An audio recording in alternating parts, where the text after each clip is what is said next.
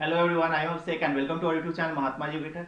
तो ये जो है आपका मैथ्स का क्लास है और मैथ्स में हम लोग आज सेकेंड वीडियो देख रहे हैं वेक्टर अलजेब्रा का। ठीक है, तो सभी लोगों को जल्दी जल्दी आ जाना है और अपने सभी दोस्तों को वीडियो शेयर कर दिए ताकि सभी लोग जो है वेक्टर अलजेब्रा सीख सके, वेक्टर अलजेब्रा पढ़ सके। ठीक है, नहीं करने का शेयर मन तो मत करो, कोई दिक्कत नहीं है, लेकिन वीडियो को लाइक करके जाना क्योंकि आपका एक वीडियो हमें मोटिवेट करता है। ठीक है, चलिए तो वो फालतू बातें हैं और जो आते हैं हम लोग काम की बात पे आते हैं। ठीक है, तो आज जो है हम लोगों ने पिछले वीडियो में सीखा था कुछ वेक्टर के बारे में, तो उसके आगे जो है हम लोग आज सीखेंगे। मतलब कि आज एक्सरसाइज 10.2 का इंट्रोडक्शन वीडियो है, फिर आपको एक्सरसाइज 10.2 आप बना लोगे। आज के वीडियो में जो बताएंगे उस वीडियो के बाद आप एक्सरसाइज 10.2 बना लोगे, आसानी से बना लोगे। ठीक है, तो हम लोगों ने वेक्टर पढ़ लिया था। ठीक है, वेक्टर क्या होता है, टाइप्स ऑफ वेक्टर पढ़ा था।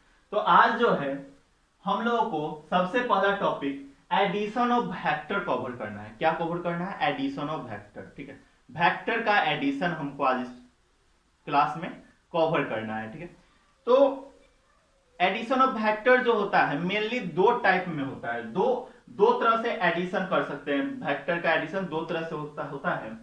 एक होता है आपका, ध्यान से देखना, triangle law, triangle law of vector addition,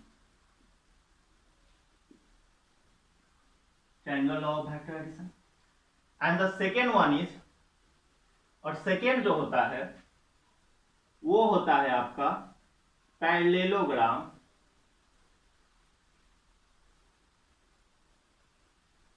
parallelogram law of vector addition. ठीक है, parallelogram law of vector addition. ठीक, तो ये जो triangle law of vector addition है या फिर पैरेललोग्राम ऑफ वेक्टर एडिशन है, ये क्या है बेसिकली, ये है क्या? ठीक है, तो देखो ध्यान से देखना, ध्यान से देखना। तो ट्रायंगल आप लोग जानते हो कि ट्रायंगल जो होता है तीन लाइन सेगमेंट से बॉन्डेड होता है। तीन लाइन सेगमेंट से बॉन्डेड होता है, इसी को ट्रायंगल बोलते हैं। और पैरेललोग्राम के बारे में जानते हो आप लोग कि पैरेललोग्राम जो है फोर लाइन सेगमेंट से बॉन्डेड होता है, चार लाइन सेगमेंट से घिरा हुआ रहता है, और जो है अपोजिट साइड इसका इक्वल होता है। यही जानते हो पैरेललोग्राम के बारे में। लेकिन इस सब का यहां पे कोई मतलब नहीं है। ये सब का यहां पे कोई मतलब नहीं है कि ये कितना लाइन से घिरा हुआ है, क्या नहीं है, इससे कोई मतलब नहीं है। बस हमको इस तरीके से देखना है। ध्यान दो, अगर मान लो उस दिन हमने आपको बताया था कि किसी भी वेक्टर को इस चैप्टर में हम लोग डायरेक्टेड लाइन के बारे में पढ़ना है। ठीक है, मतलब कि एक लाइन है उसका डायरेक्शन के बारे में पढ़ना है, सिंपल बताया था। तो मान लो कि ये आपका कोई ए जो है, ए आपका कोई एक वेक्टर है। ठीक है, और बी भी आपका इस तरीके से कोई एक वेक्टर है, ये जो है बी वेक्टर है। अब इसको ऐड करना है। ठीक है, ए प्लस बी करना है। ठीक है, तो ये ऐड क्या होगा, ऐड कैसे होगा, क्या ये ऐड हो सकता है? देखो अगर इसको ऐड करोगे ना, जब भी इसको ऐड करेंगे तो जैसे है ना ये उसी तरीके से उठा के यहां पे रख देंगे तब ऐड होगा। ठीक है, या तो इसको यहां उठा के रखो या फिर यहां उठा के रखो। ठीक है, मतलब कि पैरेलली प्लेस्ड करेंगे, रिप्लेस करेंगे। रिप्लेस करने का मतलब कि जिस जगह पे है वो उसी के सामने में उसको रख देना। ठीक है, जैसे है वो वैसे ही रख देना। कोई मरा हुआ है तो मरा हुआ रख देना, जिंदा करके नहीं रखना है उसको, जैसे है वैसे ही रख देना है। ठीक है, तो जैसे है वैसे ही रख देने का मतलब ये जैसे था वैसे ही इस तरीके से था, रख दिए। ये जो है आपका बी वेक्टर है। ठीक, अब triangle law of vector addition कहता है, क्या कहता है कि जो आपका एडजेसेंट साइड होता है। अब एडजेसेंट साइड क्या होता है? तो ये आपका साइड है, मतलब कि जो साइड एक दूसरे से सटा हुआ होता है। ठीक है, जो साइड एडजेसेंट होता है, देखो ये कहां जा रहा है, सुनो सुनो बात सुनो, ये इधर जा रहा है, फिर ये इधर चला जा रहा है। तो ए प्लस बी हमको चाहिए, क्या चाहिए हमको? ए प्लस बी चाहिए। ए प्लस बी क्या होगा? ठीक है, तो ए प्लस बी जो है रेक्टेंगल लॉग से क्या होता है, ये जो है इधर से देखो सबसे पहले चलता है, ये जो है टेल से हेड चलता है, अब फिर हेड से फिर दूसरा वेक्टर का टेल स्टार्ट होता है, टेल से फिर हेड जाता है, ठीक है। यहां पे फिर हेड टेल नहीं आएगा, यहां पे हेड हेड मैच करेगा, ठीक है, हेड और हेड मैच करेगा इस तरीके से। तो यही जो वेक्टर होगा ये a प्लस बी होगा, ठीक है, समझ में आया? अच्छा, अगर आप बोलोगे, आपके मन में एक सवाल उठेगा कि हम लोग ऐसे भी तो कर सकते थे, जैसे कि आपका ये वाला ए वेक्टर था, वेक्टर ए था ये वाला, और यहां से आप उठा के इधर ले गए थे, वो आपका बी वेक्टर था, और यहीं से फिर यहां पे लेके आ जाते तो वही आपका ए प्लस बी वेक्टर होता। आप लोग बोलोगे, मन में सवाल उठेगा कि इस तरीके से भी तो हो सकता था, क्या दिक्कत है इसमें, उसमें क्या दिक्कत है, ठीक है। तो देखो इसमें दिक्कत क्या है, आपको हमने बताया था, आपको हमने बताया था कि सेम वेक्टर्स, ये वाला चीज आपको हमने बताया था उस दिन की, जैसे कि वेक्टर है कोई, तो सेम पॉइंट से सेम पॉइंट पे खत्म नहीं हो सकता। अगर सेम पॉइंट से सेम पॉइंट पे खत्म होगा, जैसे कि ए से शुरू हो रहा है, इसका मतलब क्या हुआ कि ए से शुरू हो रहा है, ए पे जा रहा है, तो ए से शुरू होकर ए पे जा रहा है मतलब जीरो हो जाता है।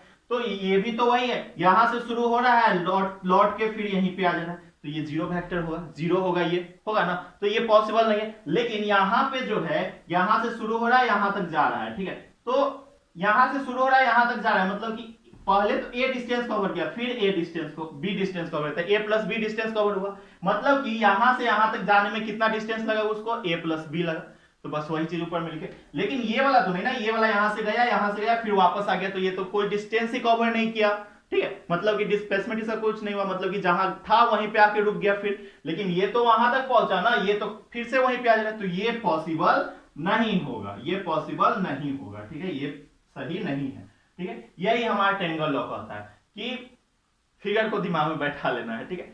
अब देखो, अब second one is parallelogram law of vector addition. Parallelogram law of vector addition क्या है, ठीक है, तो parallelogram law of vector addition कहता है कि अगर आपका कोई वेक्टर ए इस तरीके से है, अगर ए कोई वेक्टर है इस तरीके से, ठीक है,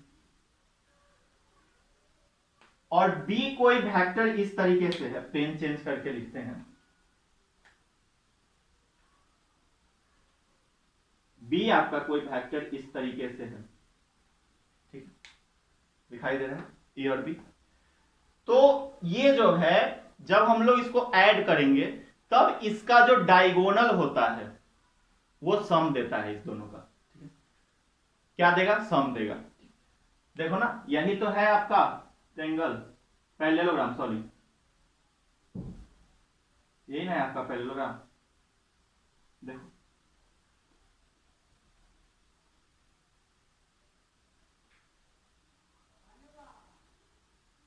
देखो, यही ना है पैरेललोग्राम, है ना। तो ये इसमें क्या होता है, इसमें क्या होता है, इसका जो डायगोनल होता है, डायगोनल कहने का मतलब ये वाला, ये जो डायगोनल होता है, यही जो होता है क्या देता है, ए प्लस बी वेक्टर देता है, ए प्लस बी वेक्टर देता है, ठीक है, बात समझ में आई समझ में। चलो तो इसको आप लोग नोट करो, फिर जो है हम लोग आगे चलेंगे, इसको नोट कीजिए आप लोग। उसके बाद हम लोग पढ़ेंगे प्रॉपर्टीज ऑफ वेक्टर एडिशन, ठीक है।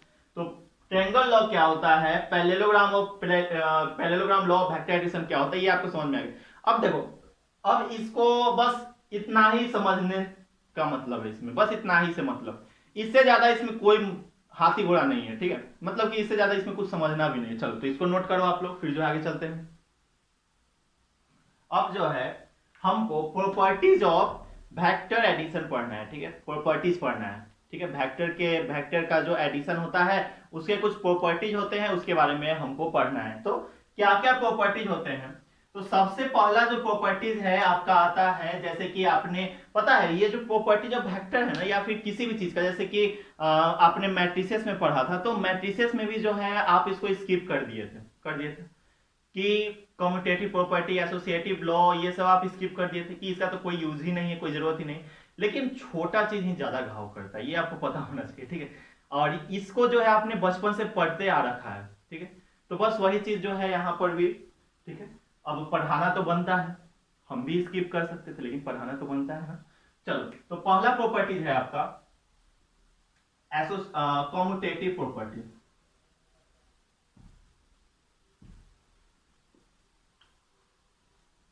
Commutative law. कॉम्यूटेटिव लॉ क्या होता है, ठीक है, कॉम्यूटेटिव लॉ क्या होता है? तो कॉम्यूटेटिव लॉ बेसिकली क्या होता है, ध्यान देना, वेक्टर ए प्लस वेक्टर बी बराबर का vector B plus vector A होता है, ठीक है। यही जो होता है आपका कॉम्यूटेटिव प्रॉपर्टीज या कॉम्यूटेटिव लॉ होता है, ठीक है, कॉम्यूटेटिव लॉ होता है। अच्छा ये क्या है, ये क्या है, ध्यान से देखना यहाँ पे। तो ए प्लस बी कहने का मतलब कि ट्रायंगल लॉ को फॉलो कर रहा है। मान लो ये ए वेक्टर है, ये वाला जो है आपका बी वेक्टर है, तो ये वाला ही आपका A B vector, A plus B vector होगा बी प्लस ए वेक्टर कब हो सकता है? ये जब आपका ए वेक्टर है, ठीक है, रुक जाओ, ये जो है आपका ए वेक्टर है, ठीक है, और फिर जैसे कि बी वेक्टर, बी पहले आ रहा ना, तो बी वेक्टर ये वाला इस तरीके से, डायरेक्शन वही रहेगा, बस जो है इसका जो है मतलब कि जगह चेंज हो गया, डायरेक्शन वही है, तो ये वाला जो होगा वही ना देगा ए प्लस बी वेक्टर। बोलो, ये भी तो वही चीज है, यहां से यहां जा रहा है, यहां से यहां जा रहा है, तो यहां से यहां जाने में कितना ए प्लस बी लग रहा है, ये भी वही है, यहां से यहां ए लग रहा है, यहां से यहां बी लग रहा है, तो यहां से यहां जाने में ए प्लस बी लगेगा, सेम चीज है, ठीक है। तो ये है बेसिकली, यही है, इसको ज्यादा कुछ समझने की जरूरत नहीं है, बस प्रॉपर्टीज देखते चलना है। और सेकेंड वन आता है आपका, सेकेंड में आता है आपका एसोसिएटिव लॉ, ASSOCIATIVE,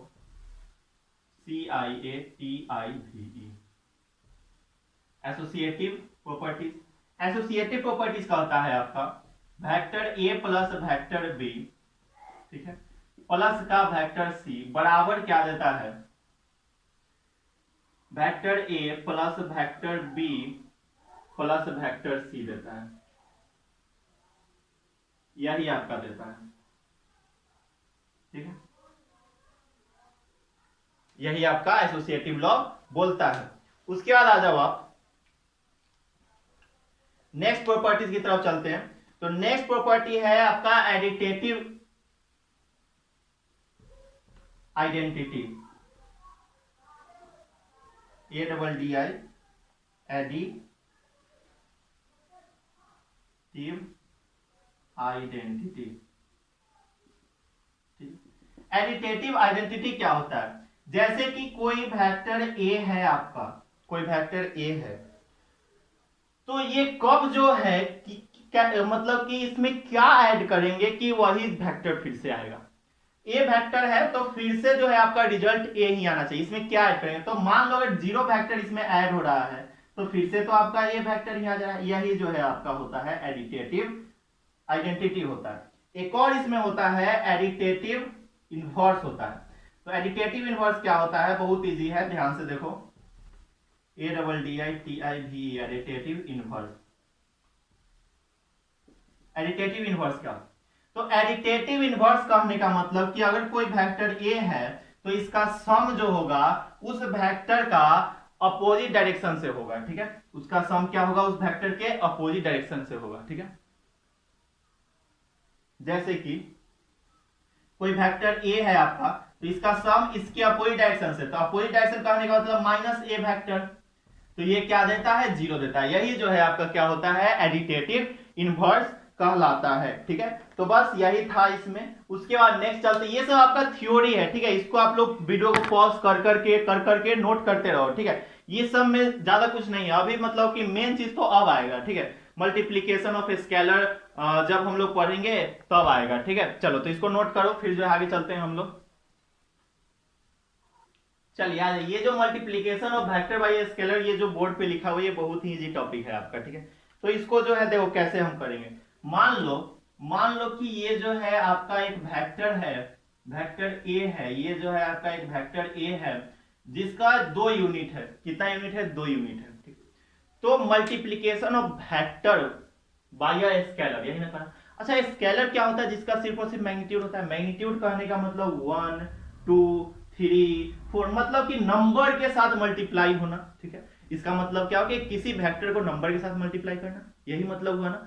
तो क्या इफेक्ट होता है, क्या प्रभाव पड़ेगा अगर जो है हम लोग किसी वेक्टर को स्केलर से मल्टीप्लाई करेंगे, तो क्या प्रभाव पड़ेगा उस वेक्टर पे, क्या मतलब कि उस पे क्या इफेक्ट पड़ेगा। जैसे कि आपको एग्जांपल मार दे आपको एक डंडा, इस डंडे से इस डंडा को चला के मार दे आपको, क्योंकि आप लोग जो है सिर्फ और सिर्फ वीडियो देखते हो, लाइक नहीं करते हो, ना ही शेयर करते हो, तो आपको एक डंडा चला के मार देते हैं।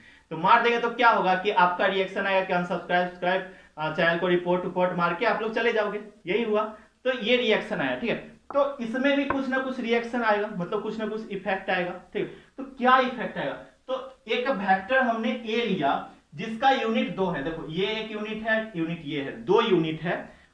तो अगर कहा जाए कि इस वेक्टर में 1/2 से, 1/2 एक स्केलर नंबर है, स्केलर है 1/2, अगर 1/2 से अगर इसमें मल्टीप्लाई कर दिया जाए, ठीक है, वेक्टर ए को मल्टीप्लाई कर दिया जाए 1/2 से, मतलब क्या हुआ कि ये जो वेक्टर ए था इसको इसने क्या कर दिया, आधा कर दिया, देखो आधा कर दिया, ठीक है, हाफ कर दिया।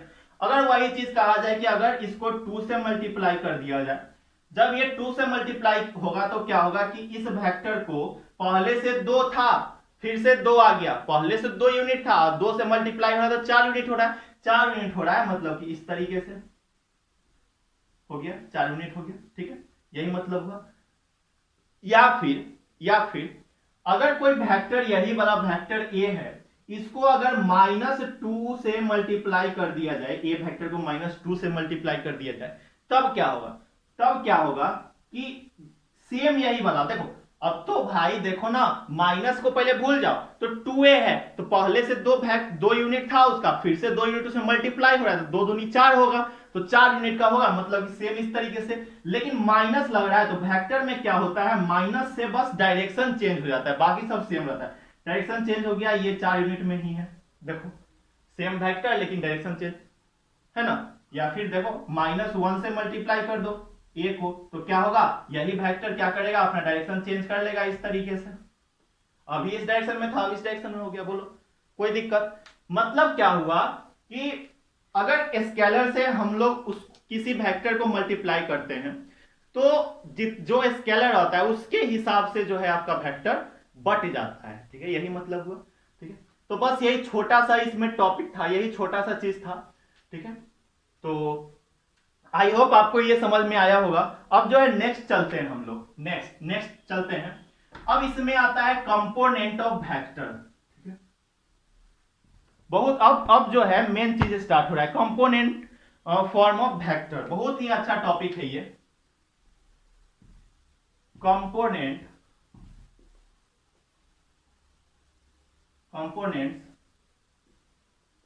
फॉर्म ऑफ वेक्टर, ठीक है।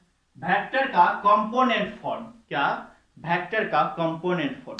तो वेक्टर का कंपोनेंट फॉर्म कहने का मतलब क्या हो, मान लो ये जो है आपका क्या है,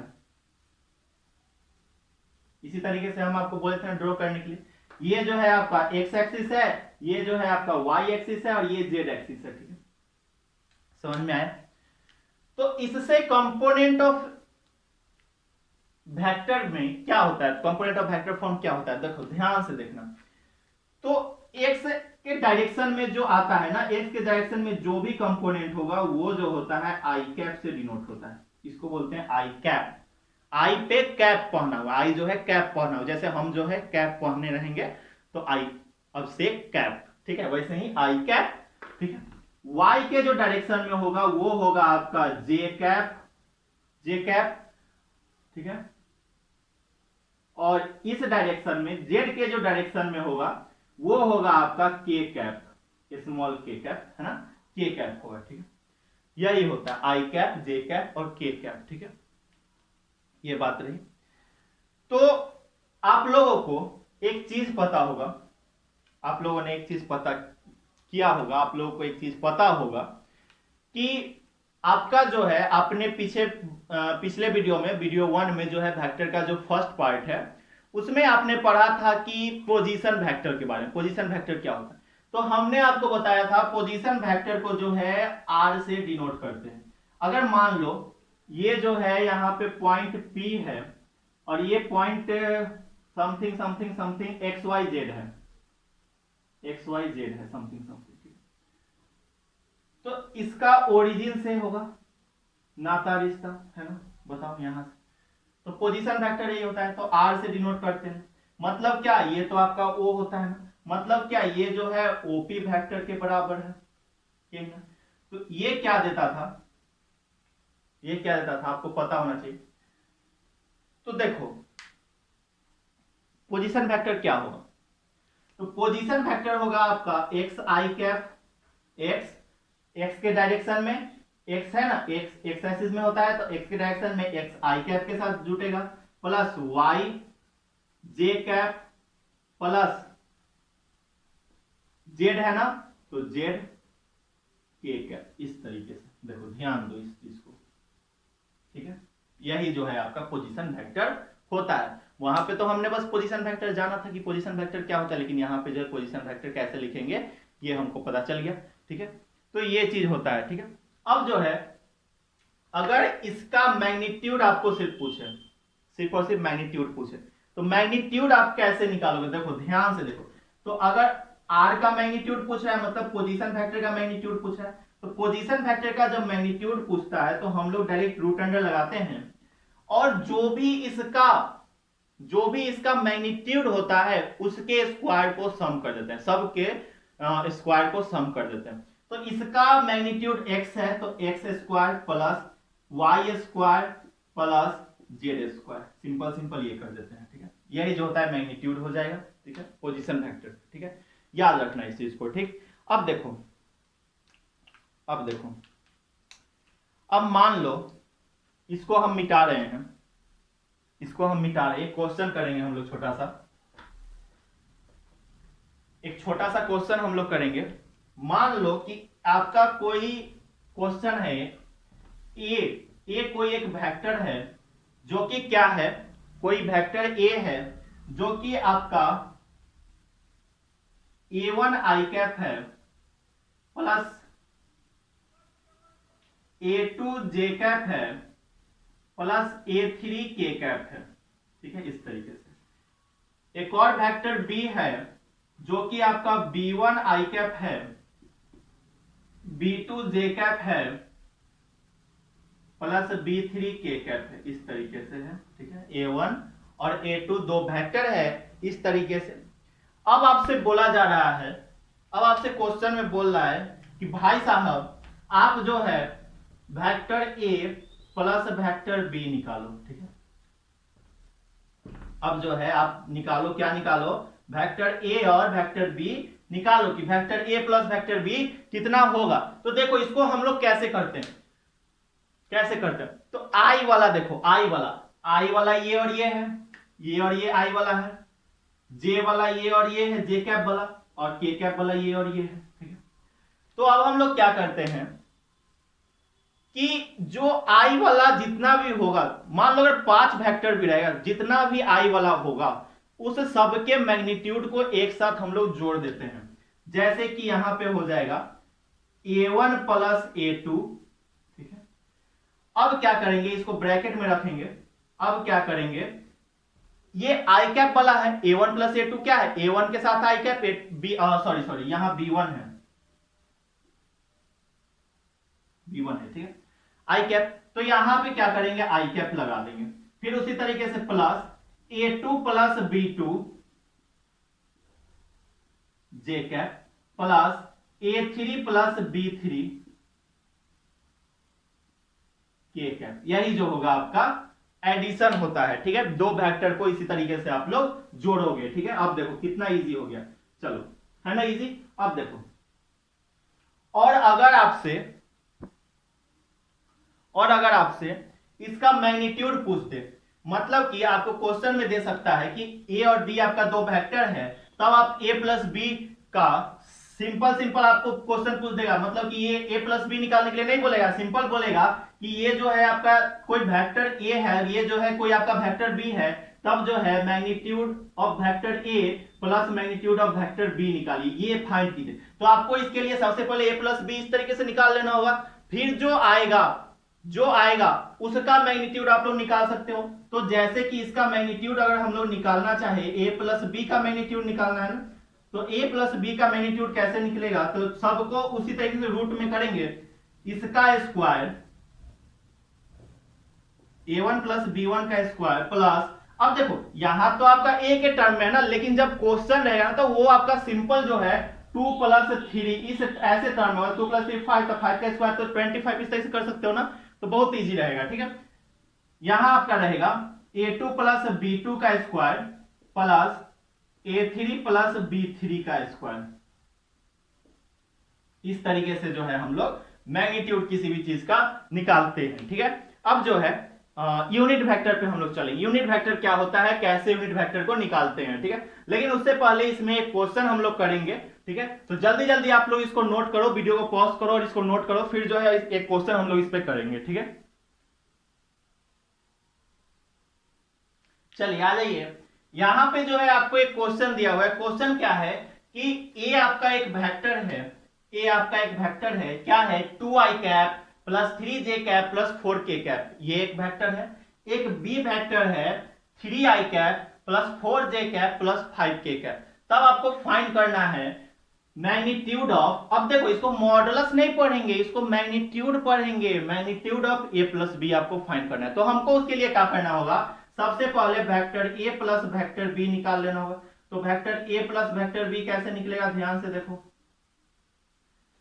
तो क्या करेंगे, आई वाला तो 2 प्लस 3 आई कैप प्लस 3 प्लस 4, देखो ना ध्यान से देखो ना, 3 प्लस 4 जे कैप, ध्यान से देखते जाओ, प्लस 4 प्लस 5 के कैप, इस तरीके से। अब देखो 3 plus 2 5 i cap plus 7 j cap plus 9 k cap, यही आएगा। क्या आया, ये वेक्टर ए प्लस वेक्टर बी आ गया। लेकिन हमको फाइंड क्या करना है, magnitude of A plus b find करना है। तो magnitude of A plus b find कर लो। वेक्टर ए प्लस वेक्टर बी बराबर का रूट अंडर क्या, इसका स्क्वायर 5 का स्क्वायर प्लस 7 का स्क्वायर प्लस 9 का स्क्वायर, मतलब कि 25 प्लस 49 और प्लस का 81। ठीक है, तो मतलब क्या आ गया कि रूट अंडर, सॉरी डायरेक्ट यहां पे लिखते, इतना बराबर क्या आया, रूट अंडर 25 प्लस 49, ये 49 था, 49 प्लस 81, तो 9 1 10 5 15 का 5, 15 का 5, एक कैरी, 4 2 6 6 और 1 6 और 8 6 14 14 1 15, ये जो है आपका मैग्नीट्यूड होगा। ठीक है, तो आपको अगर मैग्नीट्यूड, अगर सिंपल आपको सिर्फ ए का मैग्नीट्यूड बोलता, मैग्नीट्यूड ऑफ ए, ठीक है, इसका मैग्नीट्यूड निकालने के लिए बोलता, ठीक है, तब पर भी हम लोग निकाल सकते थे ना। या फिर बी का मैग्नीट्यूड आपको बोल देता, फिर भी हम लोग निकाल सकते हैं। बी का मैग्नीट्यूड बोलता तो सिर्फ इसका और इसका हम लोग करते, है ना, 3 का स्क्वायर प्लस 4 का स्क्वायर प्लस 5 का स्क्वायर रूट में रख देते, है ना। अगर ए का बोलता तो इसका स्क्वायर करके रूट में रख देते, सिंपल। तो मैग्नीट्यूड निकालना हम लोगों ने अच्छे तरीके से सीख लिया। अब जो है अगर आप मैग्नीट्यूड निकालना सीख लिए तो आपसे ऑब्जेक्टिव का हर एक क्वेश्चन बन जाएगा। ठीक है, लेकिन उससे पहले जो है ऑब्जेक्टिव में एक टाइप और क्वेश्चन आता है यूनिट वेक्टर से। ठीक है, तो ध्यान से देखो यूनिट वेक्टर क्या होता है। चलो जल्दी से इसको नोट करो। चलो अब जो है हमको पढ़ना है यूनिट वेक्टर। तो यूनिट वेक्टर हमको कैसे निकाला जाता है। यूनिट वेक्टर हम लोग जानते हैं क्या होता है, जिसका मैग्नीट्यूड 1 हो उसको यूनिट वेक्टर कहेंगे। ठीक है, तो यूनिट वेक्टर कैसे निकाला जाए, ठीक है, यूनिट वेक्टर कैसे निकाला जाए यही आपको बोलना है। तो देखो ध्यान से देखो, अगर कोई वेक्टर ए है जो कि आपको दिया हुआ है, क्या दिया हुआ है, मान लो a1, या छोड़ो x के टर्म में लो, xi cap plus yj cap plus zk cap. ठीक है, यह आपको दिया हुआ है। कोई वेक्टर ए है जो कि xi cap plus yj cap plus zk cap दिया हुआ है। ठीक है, इस तरीके से। तो आपको क्या करना है, आपको जो है यूनिट वेक्टर निकालना है। तो यूनिट वेक्टर, किसी भी चीज का यूनिट वेक्टर जब निकालते हैं ना, तो यूनिट वेक्टर को कैसे डिनोट करते हैं, जैसे कि ए है ना, तो ए के ऊपर कैप लगा देंगे, यही जो है यूनिट वेक्टर होता है। बी वेक्टर है, उसका यूनिट वेक्टर निकालना है तो बी के ऊपर कैप लगा देंगे, यही जो है यूनिट वेक्टर ऑफ बी होता है। तो यूनिट वेक्टर किसका निकालना है, ए का निकालना है ना। तो ए कैप बराबर क्या हो जाएगा, अब इसका एक फॉर्मूला होता है, ए कैप बराबर वेक्टर ए, मतलब जो गिवन वेक्टर है वो बटे का magnitude of vector A.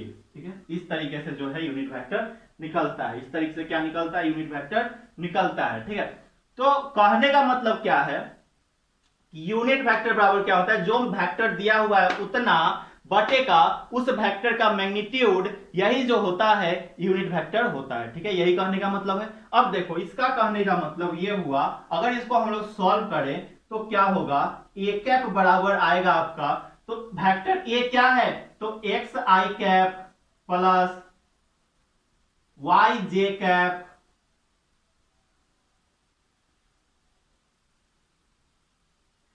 Y J cap plus Z के कैप, यही है बटे का मैग्नीट्यूड ऑफ ए, तो मैग्नीट्यूड क्या हो जाएगा, तो root under X square plus Y square plus Z square, यही होता है। यही जो होता है आपका क्या होता है, यूनिट वेक्टर होता है। यही जो है आपका क्या होता है, यूनिट वेक्टर होता है। ठीक है, क्या होता है, यूनिट वेक्टर होता है। ठीक है, अब जैसे कि एक क्वेश्चन हम लोग करते हैं, एक क्वेश्चन हम लोग इस पे करते हैं यूनिट वेक्टर पे, कि यूनिट वेक्टर कैसे निकलता है। तो मान लो IJ2, ठीक है, एक क्वेश्चन है आपका, क्वेश्चन है आपका वेक्टर ए बराबर जो है दिया हुआ है i cap plus j cap plus 2k cap, 2k cap, इस तरीके से जो है एक वेक्टर दिया हुआ है। तो बोल रहा है फाइंड करो बउआ यूनिट वेक्टर फाइंड कीजिए, unit vector of A find कीजिए। ठीक, तो इसको कैसे सॉल्व करेंगे, ठीक है, कैसे सॉल्व करेंगे। ठीक है, तो आप लोग करो और साथ में हम भी करते हैं।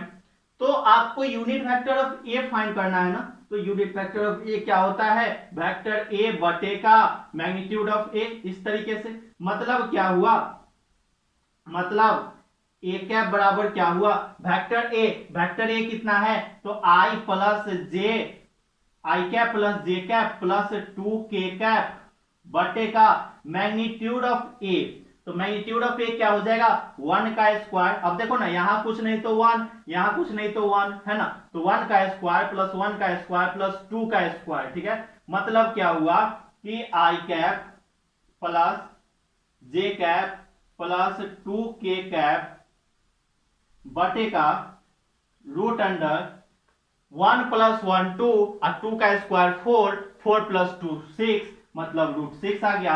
अब जो है इसको हम लोग इस तरीके से भी लिखते हैं, कैसे लिखेंगे ध्यान से देखो, तो ए कैप बराबर इसको हम लोग लिखते हैं कैसे, ध्यान से देखो, अलग अलग कर लेते हैं। मतलब कि आई बटे का रूट 6 प्लस जे कैप बटे का रूट 6 प्लस 2k कैप बटे का रूट 6, इस तरीके से हम लोग लिखते हैं। अब इस तरीके से भी आप लिख दोगे तो गलत नहीं है, इतना पर भी सही हो जाए, क्योंकि आपका जो टीचर होता है जो कि आपका कॉपी चेक करता है एग्जाम में, वो 12th पास होता है और अच्छे से कॉपी चेक करता है, ऐसा नहीं खराब कॉपी चेक करता है। जिनके नंबर कम आते हैं वही बोलते हैं कि बिहार बोर्ड अच्छा कॉपी चेक नहीं करता, लेकिन हम मानते हैं, हमने मिला रखा है कि बिहार बोर्ड अच्छा कॉपी चेक करता है और अच्छा मार्क्स देता है।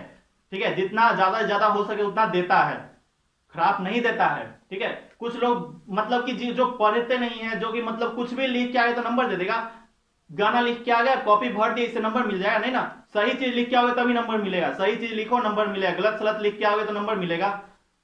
ठीक है, और गलत किनका होता है, जो कि जिनका प्रैक्टिस कम होता है वही गलत होता है। ये बना लिए, यूनिट वेक्टर निकालना सीख लिए, बस बात खत्म, उसके बाद क्वेश्चन ही नहीं किए तो वो गलत करके ही आएंगे, प्लस माइनस कुछ भी गलत कर देंगे, आप बोलेंगे कि चिल्लाएंगे कि बाप चिल्लाएंगे कि हमने तो सही बनाया था, कॉपी मंगवाओ देखो क्या होता है आपका, सब गलत होगा।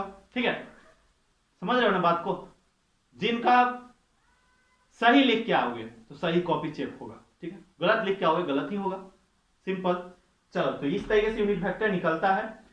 अब अगर मान लो अगर यहां पे कोई वेक्टर ए था और एक वेक्टर बी भी रहता, कुछ रहता बी, तो बोलता कि unit vector of A plus B निकालने के लिए, तो हम लोग क्या करते, सबसे पहले वेक्टर ए प्लस वेक्टर बी निकाल लेते और उसके बाद क्या करते, उसका यूनिट वेक्टर निकाल देते। ठीक है, इस तरीके से। चलो, तो ये हम लोग यूनिट वेक्टर निकालना, कितना भी बड़ा चीज हो यूनिट वेक्टर निकालना हम लोग सीख लिए। यूनिट वेक्टर कैसे निकलेगा, जो वेक्टर गिवन रहेगा उतना बटे का उसका मैग्नीट्यूड। सिंपल है ना, simple simple.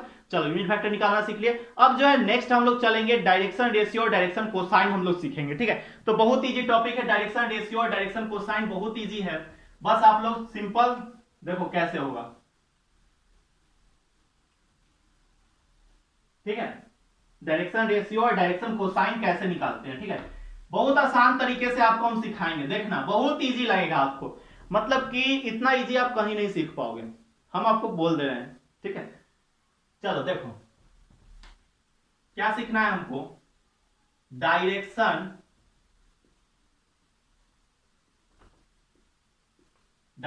Cosine and direction ratios.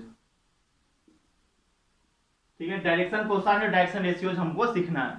तो ये कैसे सीखोगे, कैसे निकलेगा। ठीक है, कैसे निकलेगा, ध्यान से देखो। तो कोई एक वेक्टर गिवन है, एक वेक्टर गिवन है ए बराबर i cap plus j cap plus 2k cap. Same पीछे वाला वेक्टर हम लोगों ने ले लिया। ठीक है, ये वेक्टर गिवन है। ठीक है, अब इसमें बोल रहा है, अब देखो डायरेक्शन रेशियो और डायरेक्शन कोसाइन जो है ना, हर साल पूछता है। 2019 का 2020 का दोनों पेपर उठा के देखो, दोनों साल पूछा है ऑब्जेक्टिव में। ठीक है, डायरेक्शन रेशियो क्या होगा, डायरेक्शन कोसाइन क्या होगा, हर साल पूछता ही पूछता है। तो ध्यान से देखो, और एक लाइन में आप इसको निकाल सकते हो, कुछ हाथी घोड़ा नहीं है इसमें, बहुत आसानी से। सबसे पहली बात, डायरेक्शन रेशियो क्या होता है, एक मिनट रुक जाओ।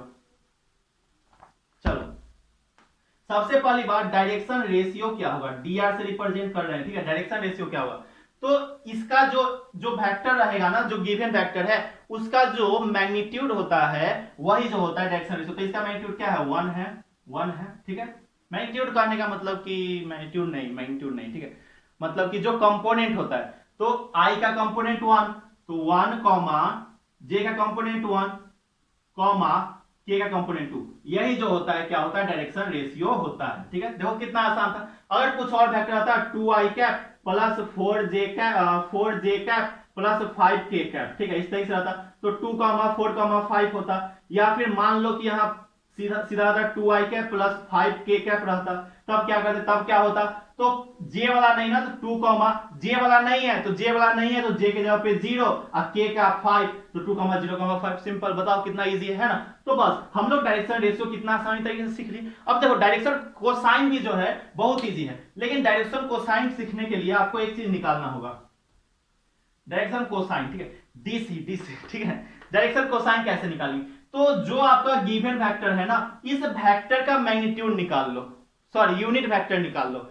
जो वेक्टर गिवन है इस वेक्टर का यूनिट वेक्टर निकालो। तो यूनिट वेक्टर निकालो, तो एक का यूनिट वेक्टर ए कैप होता है, तो यूनिट वेक्टर क्या हो जाएगा, आई cap plus j cap plus 2k cap. हम लोगों ने पीछे में निकाल रखा है, ये जो होता है √6 होता है, तो मतलब कि यूनिट वेक्टर क्या हो जाएगा, अलग इसको तोड़ लो, तो 1/√6 आई कैप प्लस 1/√6 जे कैप प्लस 2/√6 के कैप, यही होता है, यही ना होता है यूनिट वेक्टर, यही आएगा।